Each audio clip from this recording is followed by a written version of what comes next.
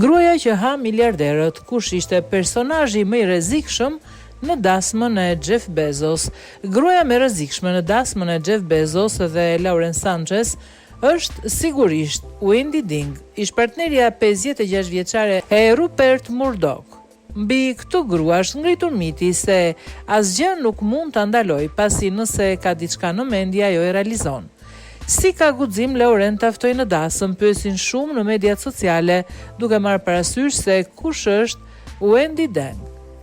Por në dasëm, Wendy dyshohet se ishte ftuar shëmbullore, ndërsa Dendri ishte larg interesit të saj.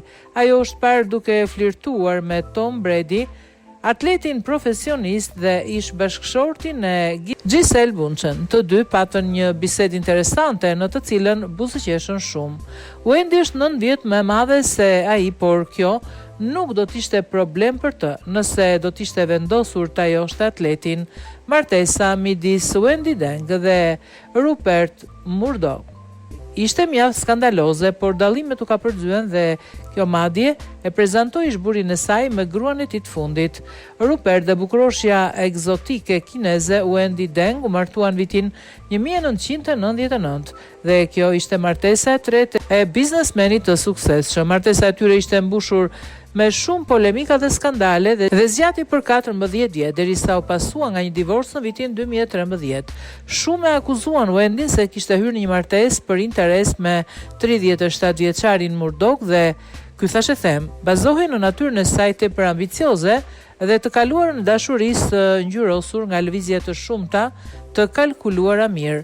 Ajo lindi në Kinë, në një familje inxhinierësh dhe si një adoleshente ishte një lojtare e volejbolli shumë e talentuar dhe u diplomua nga shkolla e mesme për të bërë infermiere. Megjithatë, ajo vendosi të vazhdonte shkollimin e saj në Amerikë, ku studioi me sukses në Universitetin e Kalifornisë dhe në Yale. Si studente ajo jetoi në shtëpinë e Jake dhe Joe Skerry dhe shumë shpejt Jake e la gruan e tij dhe u martua me Wendy në vitin 1990. Ajo mori kartën e saj të gjelbërt sapo u martua me të, por çifti u divorcua vetëm 2 vite më pas gjatë martesës së tyre. Ai gjithashtu dyshohet se financoi shkollimin e saj të shtrenjtë dhe i dha para për procedurat kozmetike. Pas një martese të dështuar dhe përfundimit të studimeve të saj, zonjusha Deng u kthye në Kinë, ku mori një punë në Hong Kong në një kompani televizive në pronësi të Rupert Murdoch. Vetëm në një vit ajo arriti të ngrihej nga pozicioni i menaxherit të ri në pozicionin e zëvendës presidentes, gjë që ishte një sukses jashtëzakonshëm.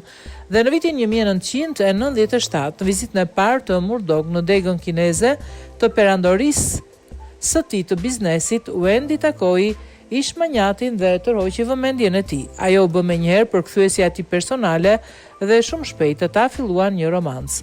Murdoch përfundimisht prishi martesën e tij 30 vjeçare me gruan e tij të dytë, Anna Torv, për shkak të kësaj gruaje.